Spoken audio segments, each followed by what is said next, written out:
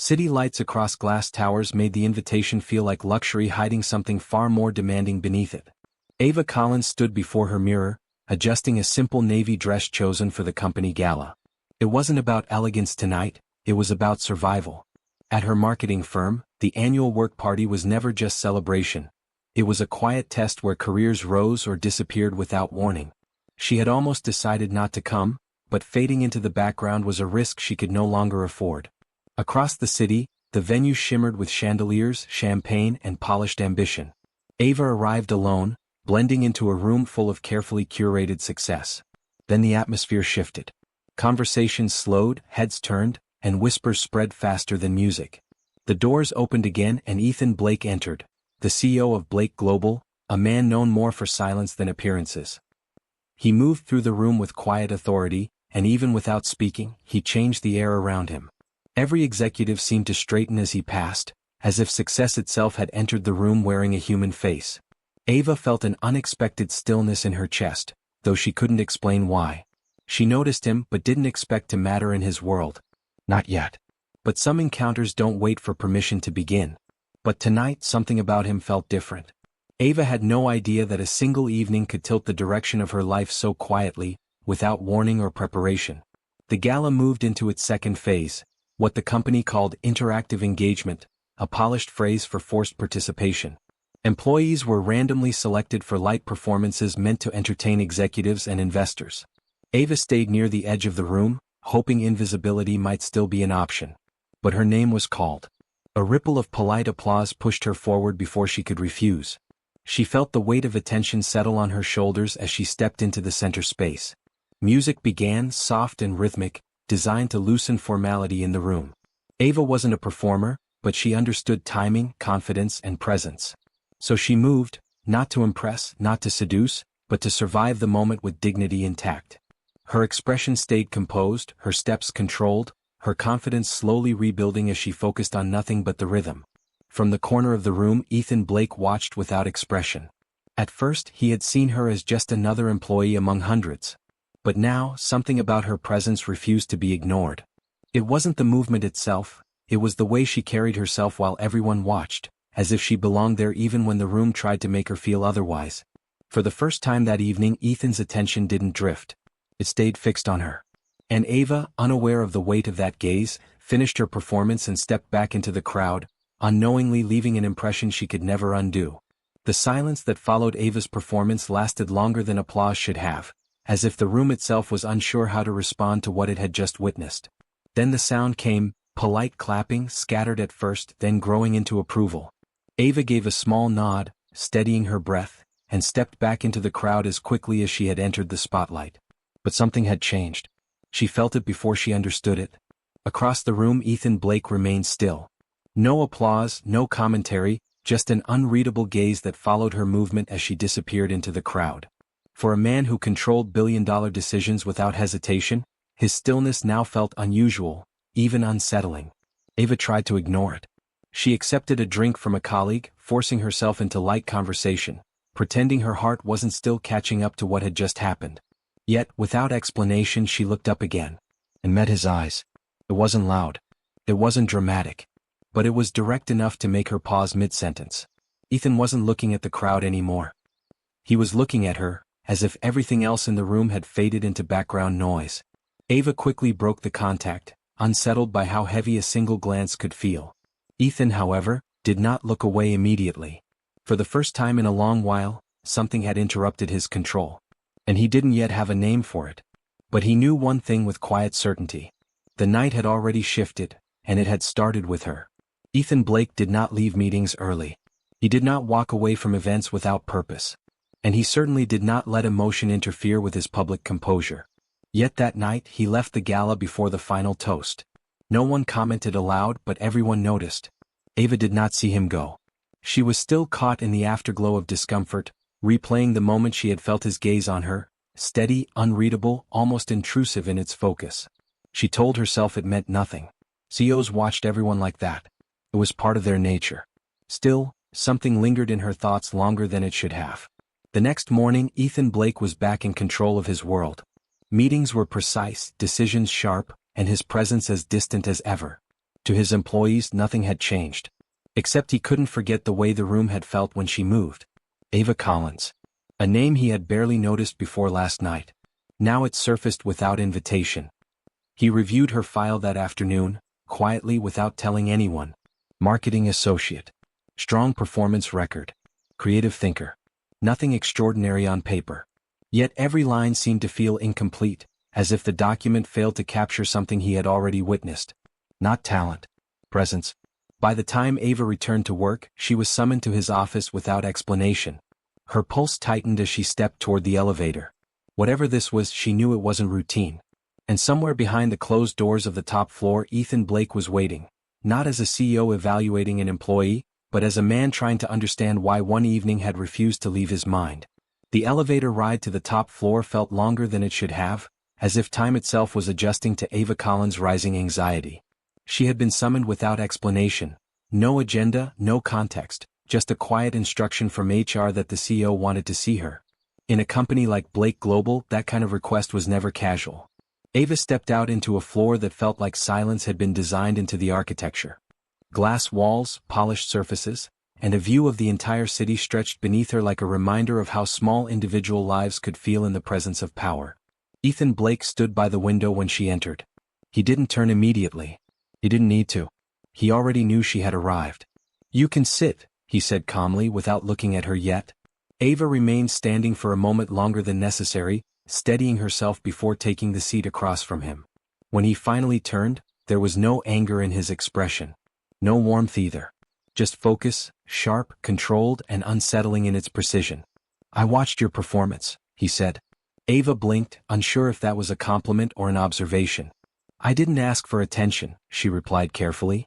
"I know," Ethan said simply. "That's what made it noticeable." The room grew quiet again, heavier than before. Ava expected criticism, maybe even disciplinary remarks about conduct at company events. Instead, he asked her about her work, her ideas, her ambition, and for reasons she couldn't explain, she answered honestly. Not as an employee trying to impress a CEO, but as herself. For the first time, Ethan Blake wasn't just evaluating her. He was listening. Work for Ava Collins had always been structured, deadlines, targets, expectations she could measure and meet. But after that meeting in Ethan Blake's office, something in her routine stopped feeling predictable. She was reassigned almost immediately. Not to smaller tasks, not to punishment, but to a high-level project team directly under executive oversight. It should have felt like a promotion.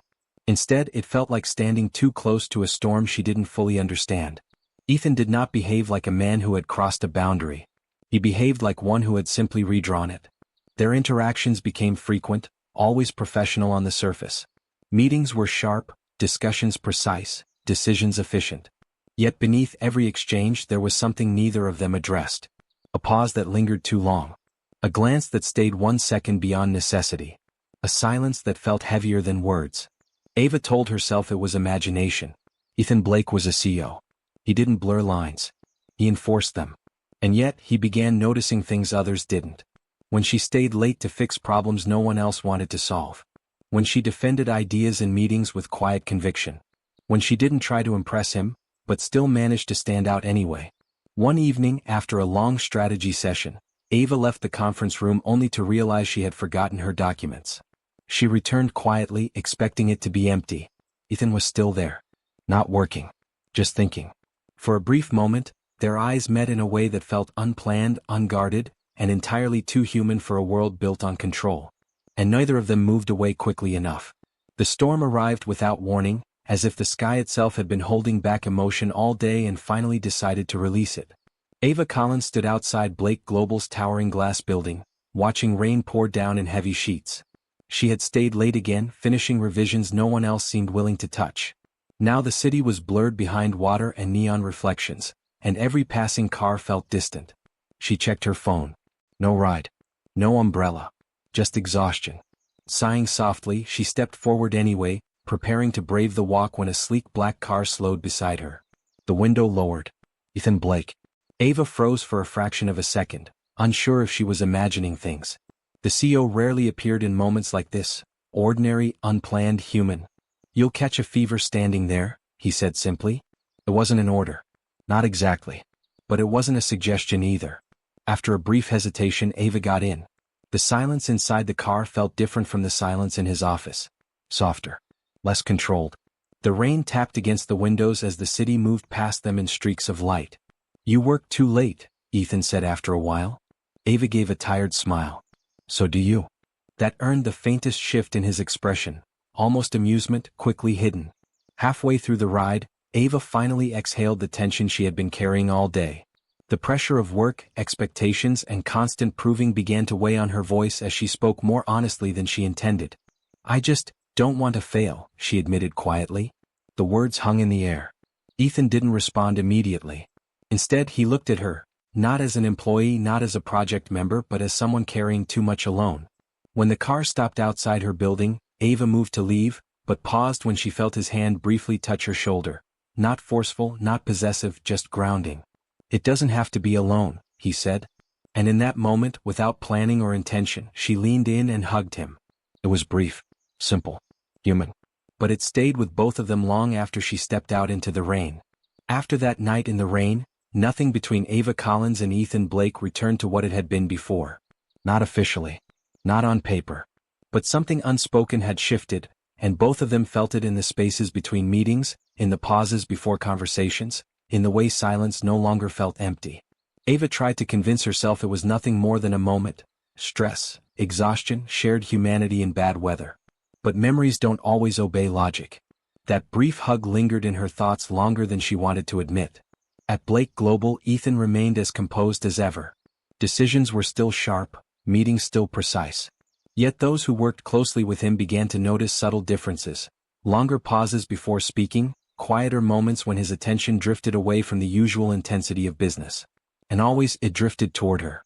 One evening, after a late project review, Ava stayed behind to finalize a report.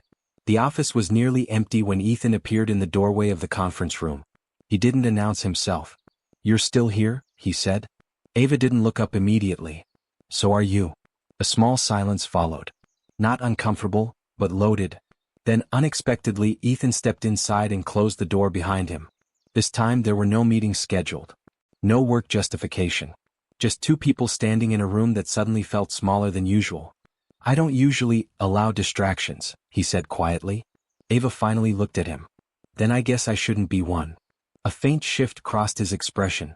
Something restrained, something fighting against itself. "You already are," he admitted. The words landed heavily between them. Ava's breath caught slightly, but she didn't respond right away. For someone like Ethan Blake, control was everything. But standing there, he looked less like a CEO and more like a man standing at the edge of something unfamiliar, something he hadn't planned for and couldn't easily step away from.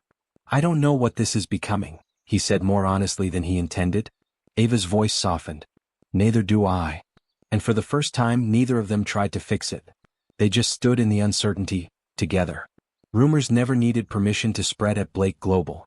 They moved through glass offices and quiet hallways faster than official announcements ever could. By the time Ava Collins noticed the change in atmosphere, she could already feel it in the way conversations paused when she entered a room. Whispers. Glances. Assumptions that no one said directly, but everyone seemed to share. She told herself it didn't matter. She had worked too hard to be shaken by office noise. But this time it felt different because it wasn't just about her anymore. It was about Ethan Blake. The CEO's name was rarely part of gossip. People feared him too much for that. But even fear couldn't stop curiosity when patterns began to form. Late-night meetings, private conversations, and the unmistakable fact that Ava's position had changed since the gala. Then came the report. A formal complaint, vague but strategic, questioning her influence on executive decisions. It wasn't enough to accuse her directly, but it was enough to create pressure. Ava sat in HR's office feeling her confidence slowly tighten into silence. She didn't run to Ethan. She didn't ask for help. But somehow he already knew. When she returned to her desk, he was waiting near the glass wall outside her department. Not in his office. Not behind power. Just present. Ava stopped walking.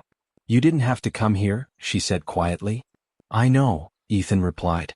A pause stretched between them, heavier than usual, sharper than anything they had shared before. "This is exactly why I avoid involvement," he added, his voice lower now. "It creates complications." Ava's expression tightened slightly. "Then step away." The word surprised even her. Ethan looked at her for a long moment, as if measuring something invisible. "You think that's what I should do?" he asked. Ava didn't answer immediately, but her silence carried more truth than words could. For the first time, Ethan Blake didn't respond like a CEO protecting an empire. He responded like a man standing at a crossroads he didn't design. And then very quietly he made his decision. "I won't let them take your position because of me," he said. It wasn't loud. It wasn't dramatic. But it changed everything. Because in that moment Ethan didn't choose reputation. He chose her. After everything that had been said, and everything that had been risked, silence no longer felt like absence. It felt like choice. Blake Global returned to its usual rhythm on the surface. Meetings resumed. Projects moved forward. The city kept spinning as if nothing unusual had happened. But beneath the structure of business, something irreversible had shifted between Ava Collins and Ethan Blake. The formal complaint was quietly dismissed. No announcement was made, no explanation given. In companies like his, endings were often as controlled as beginnings. Ava remained in her position, but now things felt different. Not because of status or fear, but because of awareness. She was no longer invisible in his world, and she no longer tried to be. Ethan, however, had changed in ways no report could document. He still led like a CEO, decisive, precise, unshaken. But there were moments now when he paused before speaking, as if remembering something more important than strategy.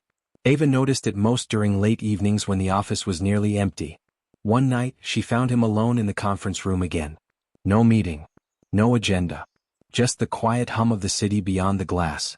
"You're still here," she said softly. Ethan looked up. "So are you." This time, the silence between them didn't feel uncertain. It felt understood. Ava walked closer, stopping just a few steps away.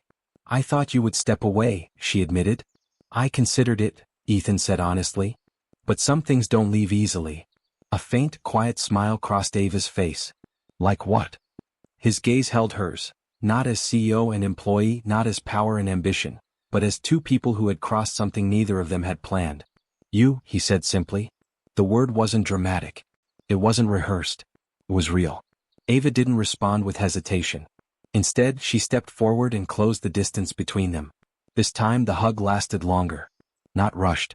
Not uncertain. Just steady, like something finally finding where it belonged. And for the first time Ethan Blake didn't hold back. Because forever, in its quietest form, had already begun.